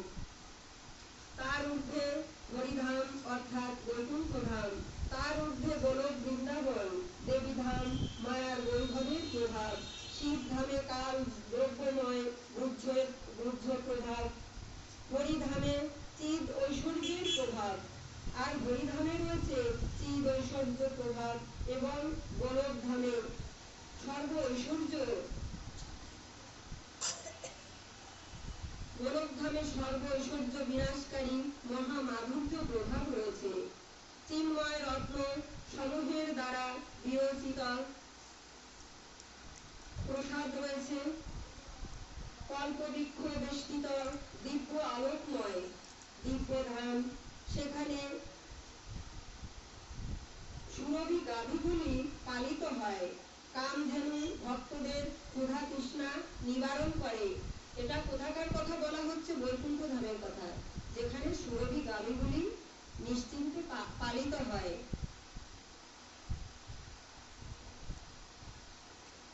অজস্র গোপ সুন্দরী লক্ষ্মীগণ নারায়ণকে সেবা করছেন। ব্রজ সুন্দরী রায় কান্তা, আর তিনি একমাত্র কান্ত, একমাত্র শ্রীকৃষ্ণের প্রতিনিধি। সদ্গুরুর কৃপা পাত্র পাত্রীরাই সেখানে যেতে পারে। যিনি তার দেহ মন প্রাণ দিয়ে বিশুদ্ধ ভক্তিতে ভগবানকে ভালোবেসেছেন বা ভালোবাসতে পেরেছেন, তিনি প্রকৃত গতি। তিনি এই জড় আবরণ মুক্ত, তারাই প্রকৃত ব্রজবাসী। যারা এই জগতে থেকেও ভগবানকে ভালোবেসেছেন, ভগবানের চরণে আত্মনিবেদিত প্রাণ হয়েছেন, তারাই প্রকৃত ব্রজবাসী। তারা এই পৃথিবীতে জড় জাগতিক সংসারে বাস করেও তারা ব্রজবাসী হয়েছেন। সেজন্য ভারত ভূমিতে হইল মনুষ্য জন্ম যায়, জীবন সার্থক করি পর পরোপকার।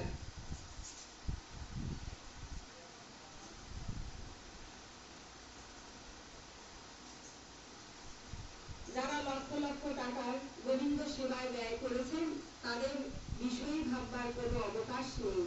তিনি প্রভু, আমরা ভৃত্য, ভৃত্যের কাজ প্রভুর সেবা করা। তিনি আমাদের প্রভু, তিনি আমাদের প্রভু, আর আমরা তার ভৃত্য, আর ভৃত্যের কাজ কি? প্রভুর সেবা করা। এই সেবা করিলে হয় সকল প্রপঞ্চ জয়। নিজে সেবা করে অন্যদেরকে সেবা করিতে বলা বা শেখানো, এটাই মানুষের প্রকৃত কর্তব্য, সেটাই কর্মের শ্রেষ্ঠত্ব। চারি যুগের নাম কি? সত্য যুগের মন্ত্র হল চারি যুগের নাম। সত্য যুগের নাম মন্ত্র হল নারায়ণ পরবেদা, নারায়ণ পরক্ষরা, নারায়ণ পরাভক্তি, নারায়ণ পরাগতি। এবং ত্রেতা যুগের নাম রাম নারায়ণ অন্ত, রাম নারায়ণ আন্ত মুকুন্দ মধুসূদন, কৃষ্ণ কেশব বৈকুণ্ঠ হরে, কৃষ্ণ কেশব কংসারে হরে, বৈকুণ্ঠ বামন। এটা হলো ত্রেতা যুগের নাম। আর দাপর যুগের নাম হলো হরে মুরারে মধুকৈট ভারে, গোপাল গোবিন্দ মুকুন্দ সৌরে, যজ্ঞেশ নারায়ণ কৃষ্ণ বিষ্ণু, নিরাশ্রয়া মান জগদীশ রক্ষক। এটা হলো দাপর যুগের নাম। আর কলিযুগের নাম কি? হরে কৃষ্ণ কৃষ্ণ কৃষ্ণ হরে হরে, হরে রাম রাম রাম হরে হরে। এটা হলো কলিযুগের নাম।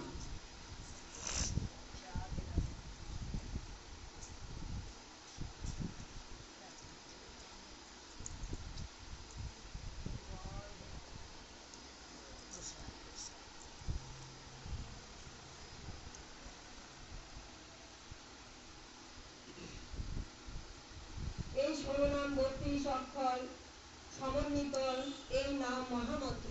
এই 16 নাম 32 অক্ষর সমন্বিত এই নাম হলেন মহামন্ত্র। আর শ্রীকৃষ্ণ সবার প্রভু, সেব্য প্রভু, তিনি আবার মহাপ্রভু। মনে মনে স্মরণকে, মনে মনে নাম করাকে স্মরণ বলে, আর উচ্চারণে নাম করাকে কীর্তন বলে। শুনিয়া গোবিন্দ রব আপনি পালাবে সব। এই গোবিন্দের নাম যদি কেউ শোনে, তাহলে তার ভিতর থেকে ষড়রিপু পালিয়ে যায়। শুনিয়া গোবিন্দ রব আপনি পালাবে সব। গোলকের প্রেমধাম হরিনাম সংকীর্তন, নিত্য গোলক ধামের নিত্য প্রেম প্রেমধন, যাহা কোনো কালেরই অধীন নহে। এই গোলকের প্রেমধন কোনো কালেরই অধীন নহে।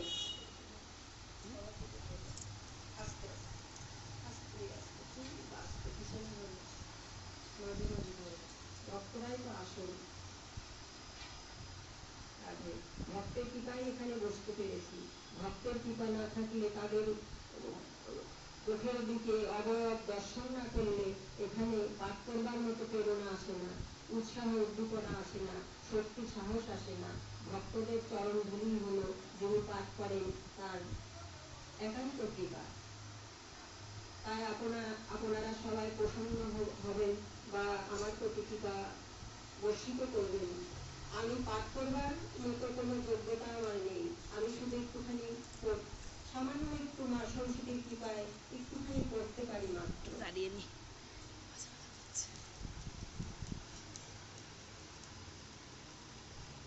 তো সৃষ্টি ধ্বংস নেই যার,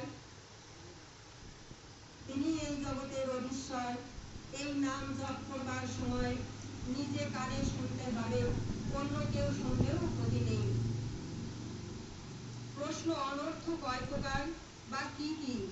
উত্তর,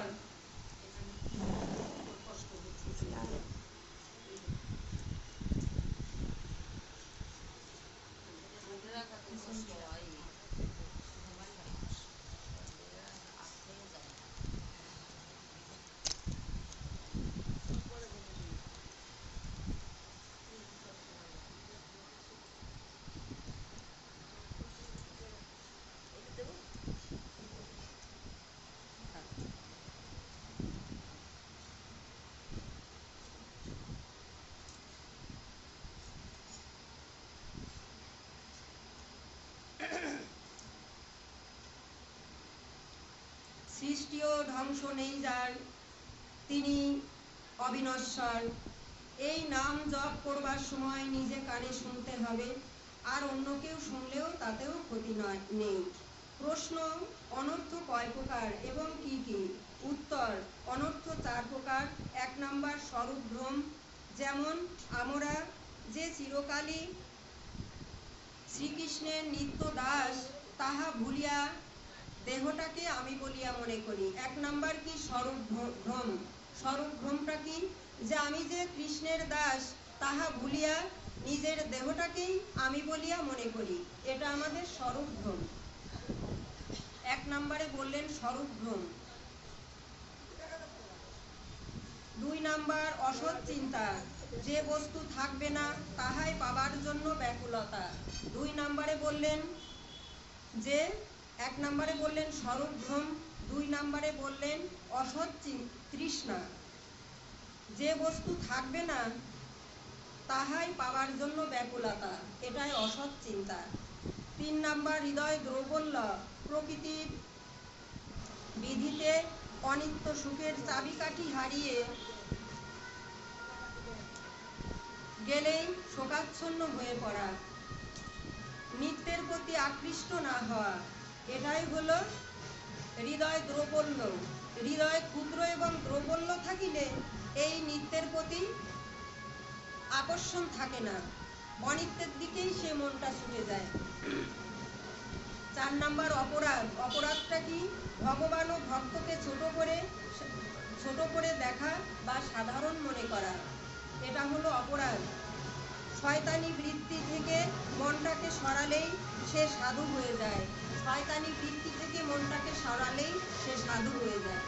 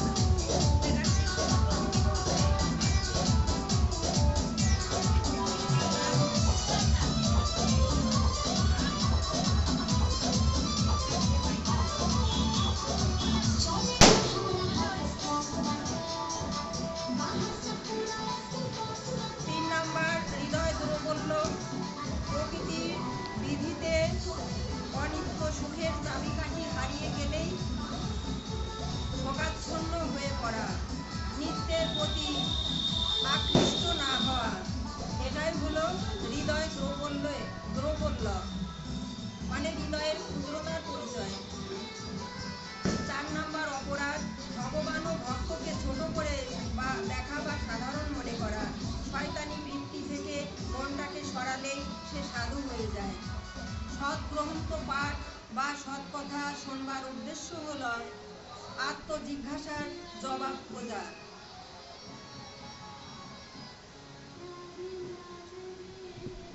সৎ গ্রন্থ পাঠ বা সৎ কথা শোনবার উদ্দেশ্য হল আত্মজিজ্ঞাসার জবাব খোঁজা।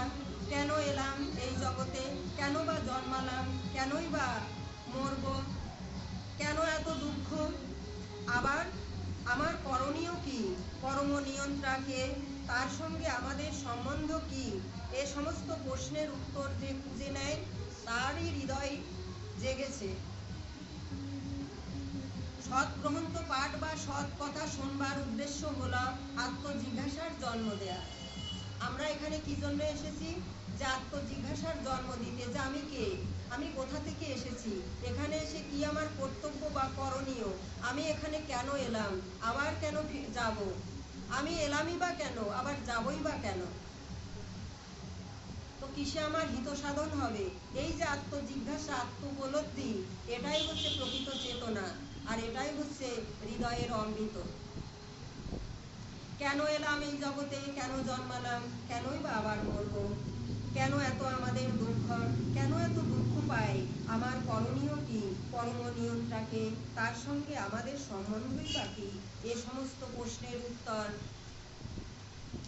খুঁজে পাওয়া যায় এই অমৃত কথা শ্রবণে। এটা আনন্দলোক নয়, এটা জন্ম মৃত্যু লোক। এই জগৎটা, আমরা যে জগতে রয়েছি, এই জগৎটা আনন্দলোক নয়, এটা জন্ম এবং মৃত্যু লোক। আসিলেই আবার মরিতে হইবে, তাই একে বলে মর্তধাম। মর্তধাম অর্থাৎ মৃত্যুধাম। প্রকৃত অমৃত হলো কৃষ্ণ ভাবনার অমৃত। 3টি সত্য আছে জগতে। 1 নাম্বার কৃষ্ণ, তার কথা সত্য। 2 ভক্তি সত্য। 3 ভক্ত সত্য। গৌর সত্য, গৌরের বাণী সত্য। গোরাচাঁদের কাছে আমাদের প্রার্থনা কি? জাগো জাগো গোরাচাঁদ হৃদয় মন্দিরে, আপন স্বরূপে দেখা দাও কৃপা করে। তুমি যদি হৃদয়ে না জাগো, তো আমাদের কে সেই চৈতন্য চেতনা জ্ঞান দেবে? জাগো জাগো গোরাচাঁদ হৃদয় মন্দিরে, আপন স্বরূপে দেখা দাও কৃপা করে। তুমি না জাগিলে প্রভু সকলই আধার, মোহ অন্ধকারে গভীর ডাকি বারে বার। খোল করতাল প্রভু পাইব কোথায়, তাই হাতে তালি দিয়া ডাকি ওঠো গোরারাই। এই জগতে যা কিছু আছে সকলই তোমার, কি দিয়ে পুজিব বলো কি আছে আমার। এই জগতে যা কিছু আছে সবই তোমার, কি দিয়ে পুজিব বলো কি আছে আমার, কি দিয়ে পুজিব বলো কি আছে আমার। তাই প্রভু কৃপা করে দাও ভক্তি ধন, তব পদে মতি যেন থাকে অনুক্ষণ, আর তব প্রেমে যেন কাঁদি অনিবার। তাই তো পাইব তবে তো আমি পূজা উপাচার,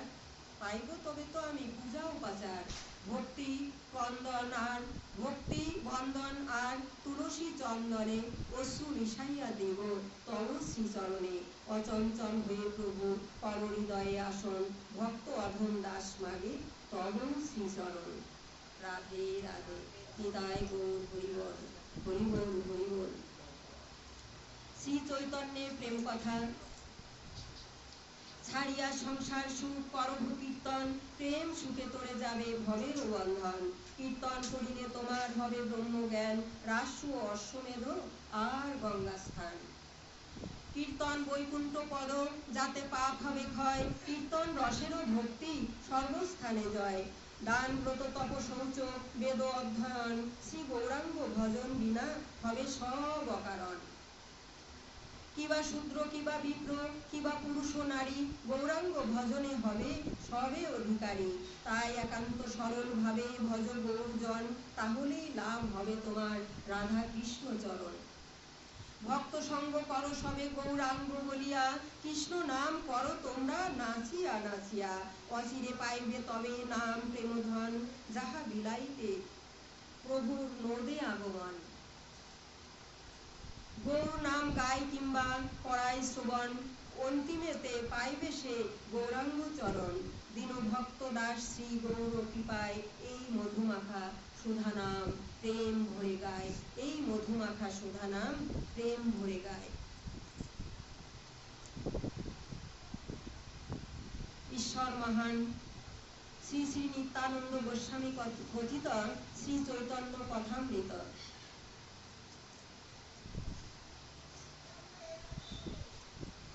চৈতন্য চরিতামৃতের কথা।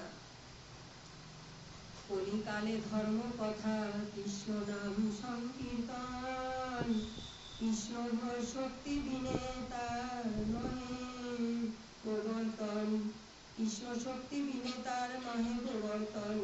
নাম ভজ নাম চিন্ত নাম করো সার, নাম বিনা কলিযুগে গতি নাহি আর।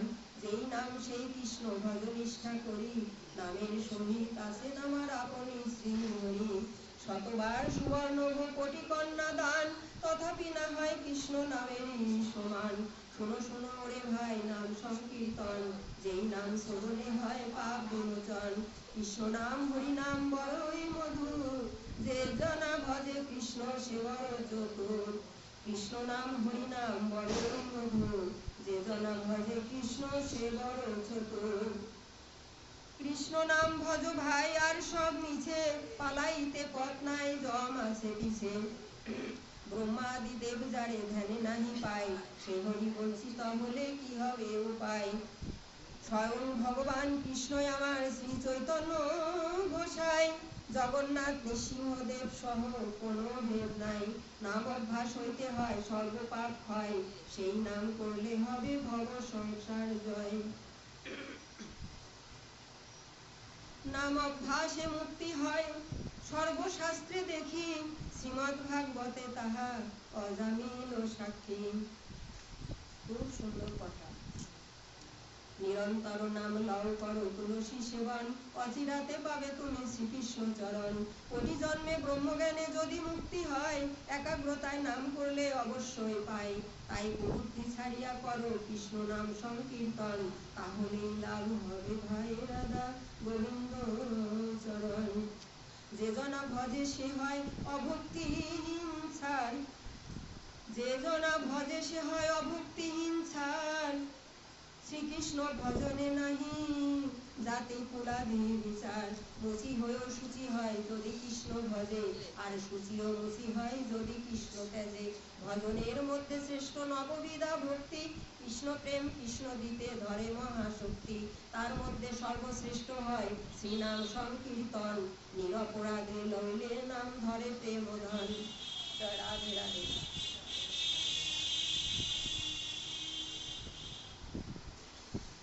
ভক্তের স্বভাব অন্যের দোষ ক্ষমা করে, কৃষ্ণের স্বভাব ভক্ত নিন্দা সহিতে না পারে।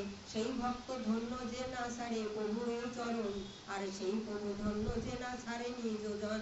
ভক্তি বিনা কৃষ্ণ পদে নাহি প্রেমোদয়, আর প্রেম বিনা কৃষ্ণ ভক্তি নাহি উপজয়।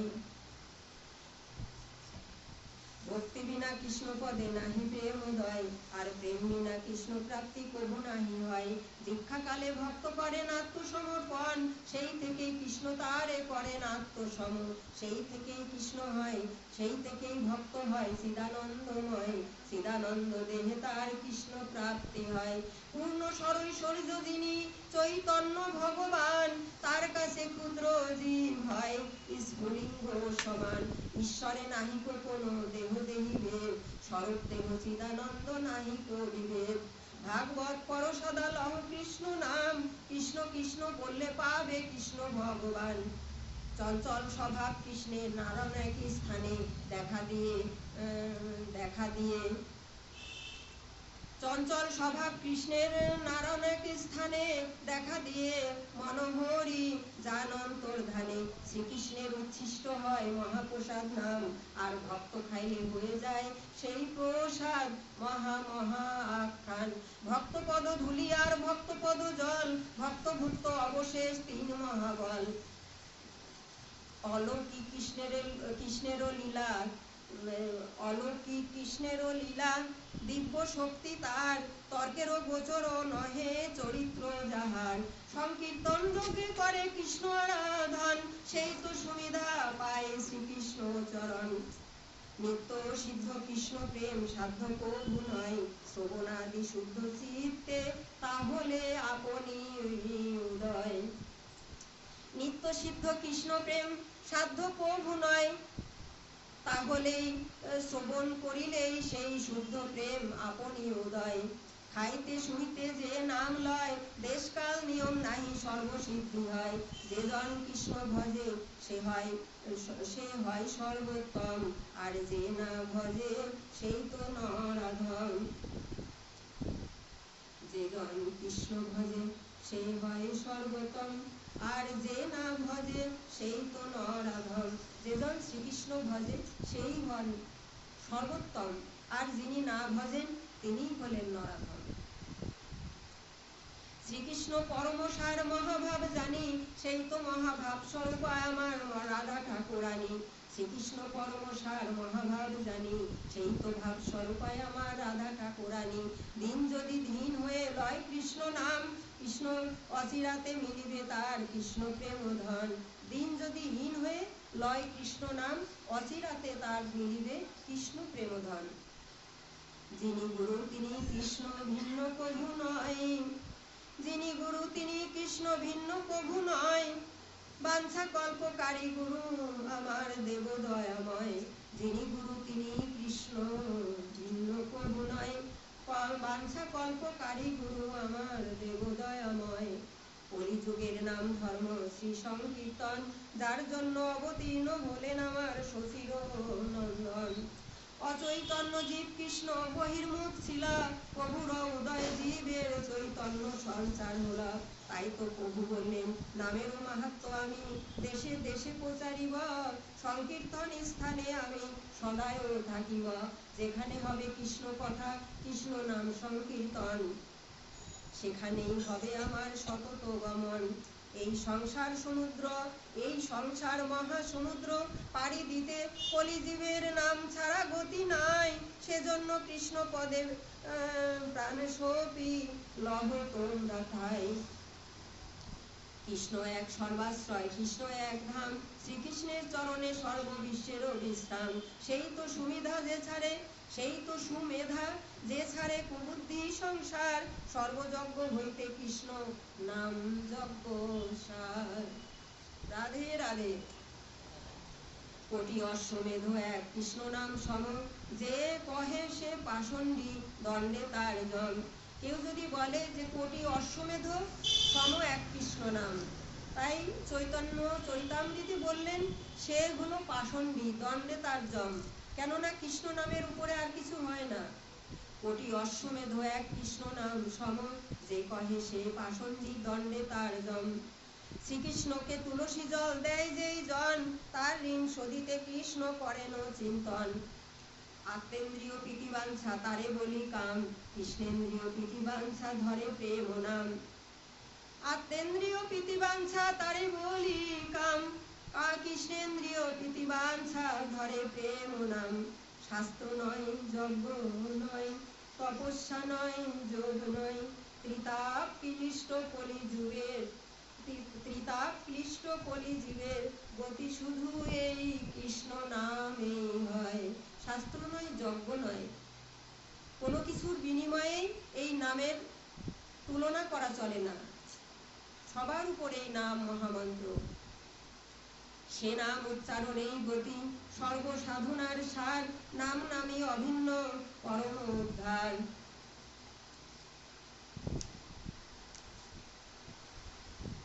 তাই তো শাস্ত্র নয় যজ্ঞ নয় তপস্যা নয় যোগ নয়, ত্রিতাপ ক্লিষ্ট কলিজীবের গতি শুধু এই কৃষ্ণ নামেই হয়। সে নাম উচ্চারণেই গতি সর্বসাধনার সার, নাম নামে অভিন্ন পরম উদ্ধার। তাই তো নাহি ভীত নাহি পত্র না লাগে